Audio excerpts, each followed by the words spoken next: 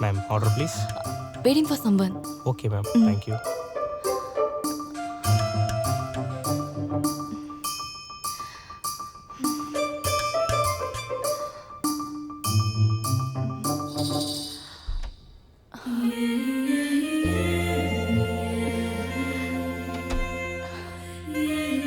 ரொம்ப நேரம் காக்க வச்சிட்டேன் போல.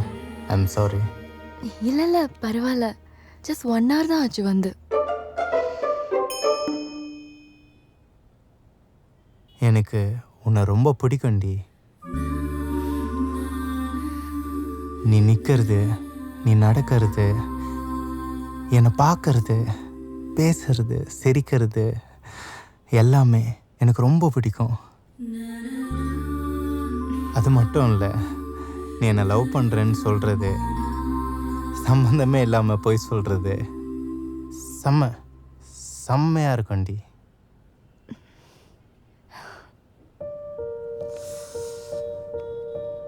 எனக்கு உன்னை பிடிச்சதுக்கு காரணமே என்னன்னு தெரியுமா? எனக்குன்னு ஒரு பொண்ணு இருக்கான்னு நினைக்கும்போது, அந்த பொண்ணு எனக்காக காத்துட்ருப்பான்னு நினைக்கும்போது, அப்போ என்னை பற்றி நினச்சிட்டு இருப்பான்னு நினைக்கும் போதும், எனக்குன்னு ஒன்றுன்னா அவள் அழுவும் போதும், எனக்காகன்னு ஒருத்தி, அது எப்படி சொல்கிறதுன்னு தெரில. பா, that's a great feel.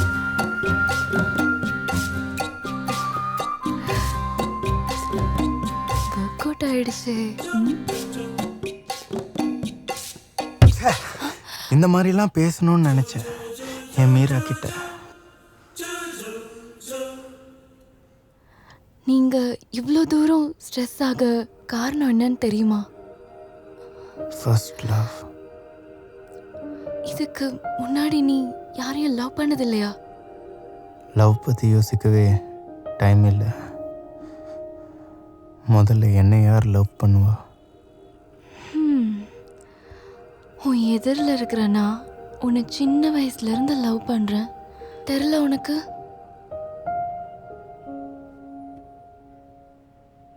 எனக்குள்ளே இருக்கிற என் லவ் என் ஒய்ஃப்க்கு மட்டும்தான் நினச்சேன்.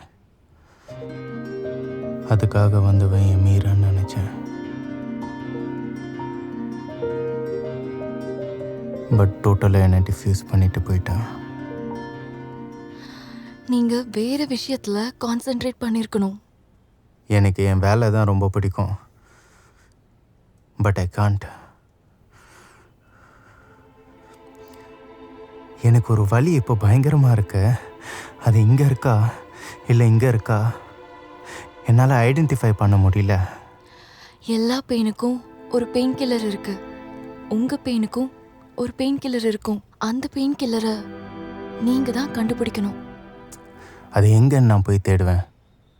அந்த பெயின் கில்லர் உங்கள் வீட்டில் இருக்கலாம், உங்கள் பாக்கெட்டில் இருக்கலாம், உங்கள் பக்கத்தில் இருக்கலாம், ஏன் உங்கள் எதிரில் கூட இருக்கலாம்.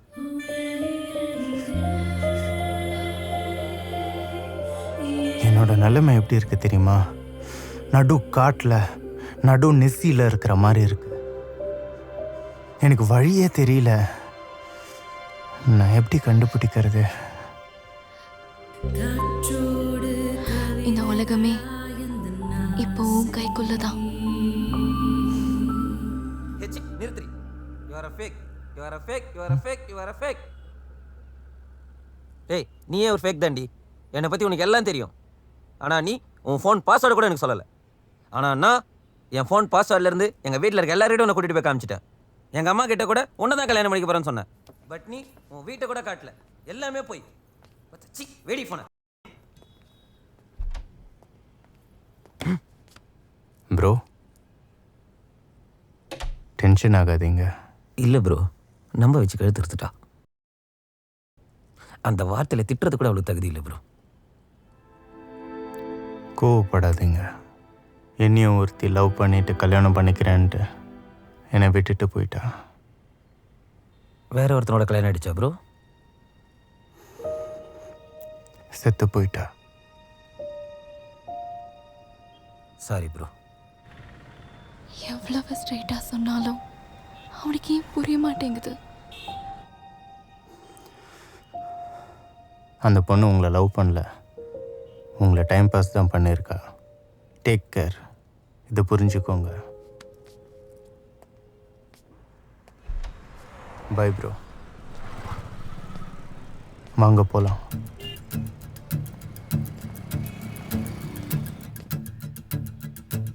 நான் சைக்காட்ரிஸ்ட் ட்ரீட்மெண்ட் எடுக்க வந்திருக்கக்கூடாது.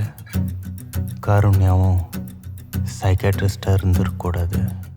அவளை நான் பார்த்துருக்கக்கூடாது. என்னோட வலியை அவகிட்ட சொல்லியிருக்கக்கூடாது. இவ்வளோ நாள் பார்க்காம இப்போ ஏன் அவளை பார்த்தேன்? அன்னைக்கு காருண்யா இடத்துல இருந்து யோசிக்காம ச்சே மீரா பற்றி மட்டுமே அவகிட்ட சொல்லிட்டு இருந்தேன்.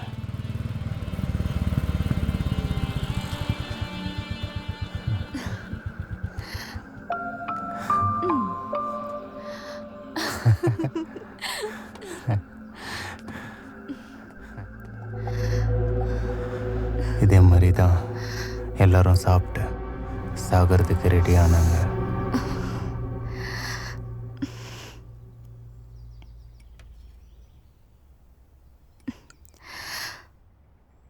ஒவ்வொருத்தரும் அவங்கள தயார்படுத்திக்கிட்டாங்க. மீராவும் அவங்க அத்தையும் சாகிறதுக்கு ஸ்டூல் பர்ச்சேஸ் பண்ணியிருக்காங்க.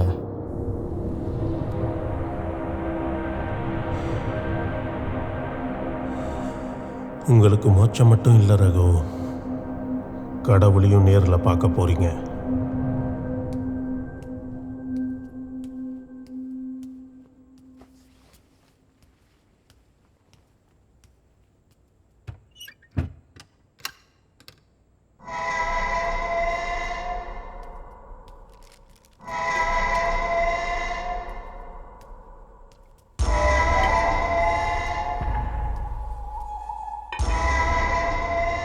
அப்பா, உங்கள் சமாதி இருக்கிற இந்த இடத்துல தான் நாங்கள் எல்லாருமே மோட்சம் அடைய போகிறோம்.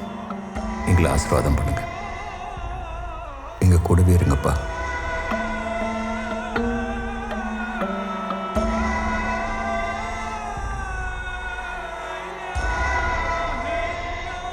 உங்கள் புது உலகத்துக்கு எங்களை கூட்டிகிட்டு போங்கப்பா.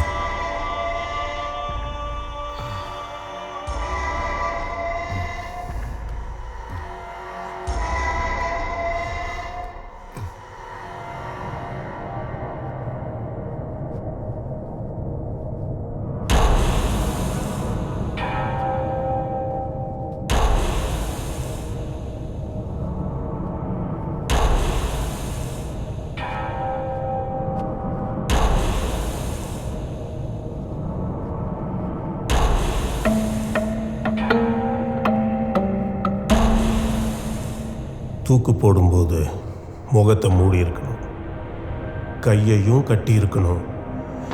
அம்மாவால் முடியலன்னா படுத்துக்கிட்டும் சாகலாம். முக்கியமாக உங்கள் முகம் எதுலேயுமே பிரதிபலிக்கக்கூடாது.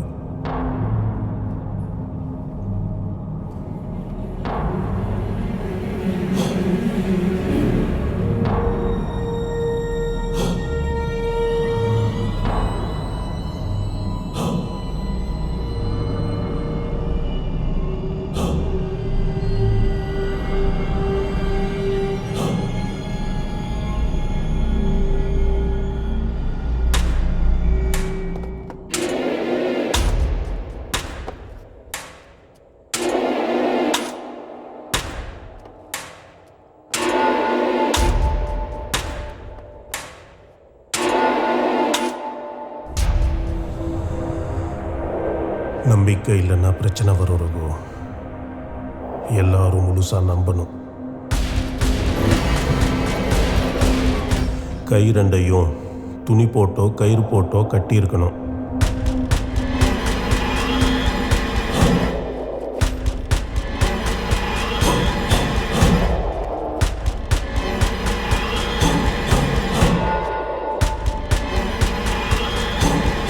இந்த பவுலில் இருக்க தண்ணி எப்போ கலர் மாறுதோ அப்போ அப்பாவும் கடவுளும் வந்து இந்த பொய்யான உலகத்திலேருந்து நம்மளை விடுவிச்சு ஒரு புது உலகத்துக்கு கூட்டிகிட்டு போவாங்க.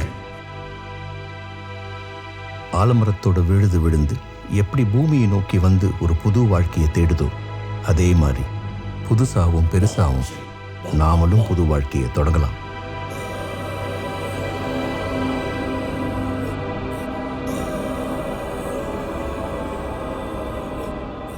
யாராவது ஒருத்தர் மற்றவங்களோட கையை கட்டணும்.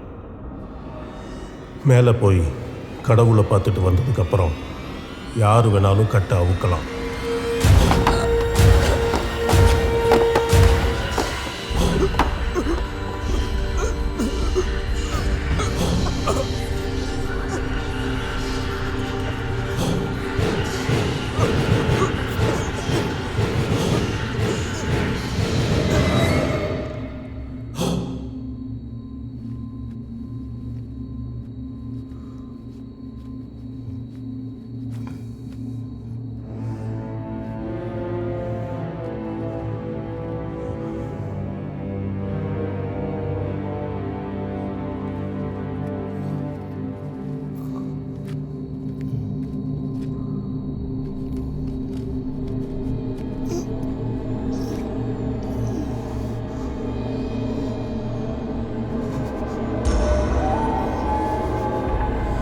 அந்த தண்ணியோட நிறம் மாறினதுக்கப்புறம் கடவுள் வந்து கூட்டிட்டு போவார்.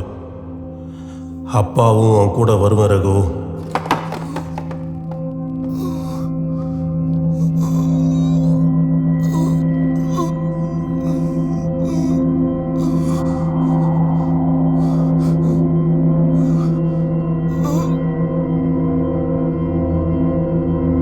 கடவுளை பார்த்துட்டு வந்ததுக்கப்புறம் நீங்கள் எல்லாரும் ஒரு புது உலகத்தை பார்ப்பீங்க.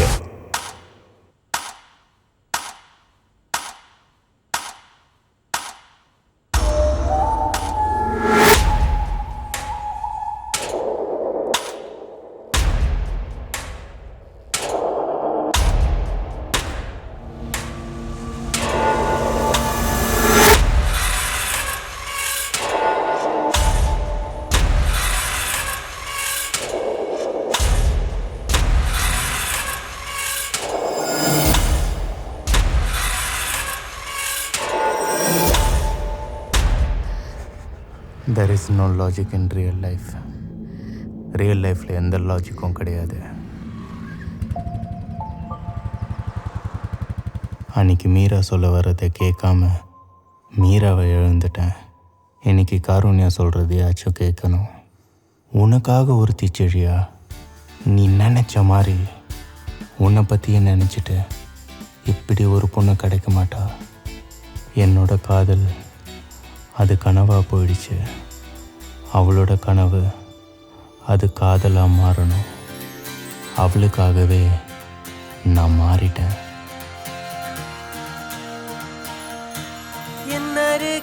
ரெண்டு பேரும் கை கோர்த்து வாழ்கிறதுக்கான நேரம் இது. மீண்டும் வனக்காப்பாளன் ஆகிய தனஞ்செழியன் என்னும் நான் உயிருள்ள காதலை நோக்கி. தப்பு செஞ்ச அப்புக்கு தண்டனை கண்டிப்பா கொடு. அது அவனுக்கு உரைக்கணும்.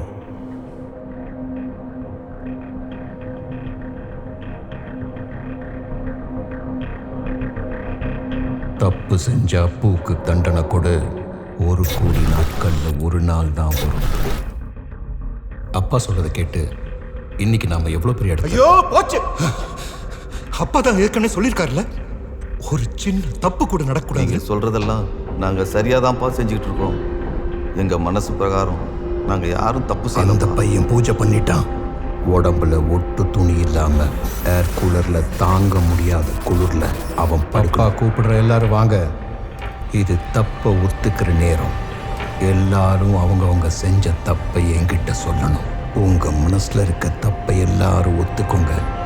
அப்படி ஒத்துக்கிட்டீங்கன்னா உங்க மனசு தூய்மை அடையும். வரப்போற பூஜையை நம்ம கரெக்டா பண்ணிட்டோம்னா நம்ம புது வாழ்க்கை இதை விட பெருசா இருக்கும். அப்பா சொன்ன இரவு பூஜை இன்னைக்கு தான். பயமா இருக்கு மாமா. பயப்படுறதுக்கு ஒன்றும் இல்லைம்மா. நம்மளோட புது உலகம் இன்னும் கொஞ்ச நேரத்துல நம்ம கையில். அப்பா கனவுல வந்தார். பூஜை பண்ணா பேச்சு வந்துடும் சொன்னாரா? அம்மா ரகு பேசுறோம். அப்பா சொன்னது வேத வாக்கு ஆயிடுச்சு ரகு. வேத வாக்கு இல்லை, தெய்வ வாக்கு. வீர கல்யாணத்துக்கு அப்பா சம்மதிச்சிட்டாரு.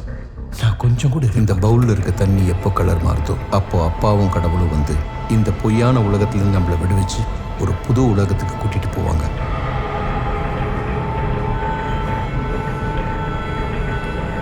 ரகு தனக்குள்ளே இருக்கிற மனவியாதியை அவங்க வீட்டில் இருக்கிற எல்லாருக்கும் பரப்பியிருக்காரு.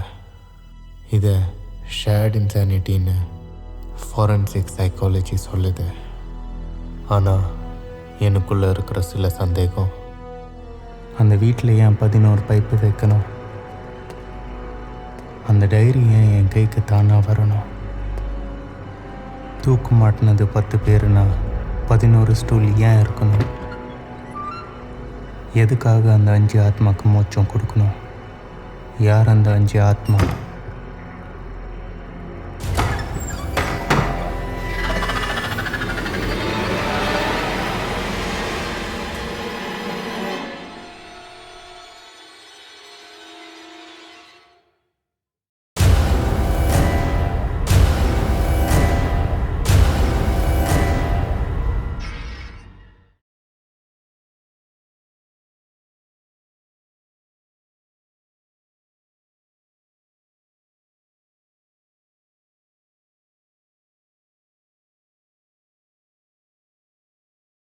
இது ஒரு மனநோயால் ஏற்பட்ட தற்கொலைன்னா நம்ப முடியாது. ஆனால் இதுதான் உண்மை. இந்த நோய்க்கு ஃபோலியோ நான்ஸ்னு உளவியல் துறையில் சொல்கிறாங்க. ரகுவுக்கு இருக்கிற மனவியாதி அந்த குடும்பத்தையே சாகடிச்சிருக்கு. உண்மையான சம்பவத்திலையும் லலித்துன்ற ஒருத்தரால் தான் மொத்த குடும்பமும் செத்து போயிருக்கு.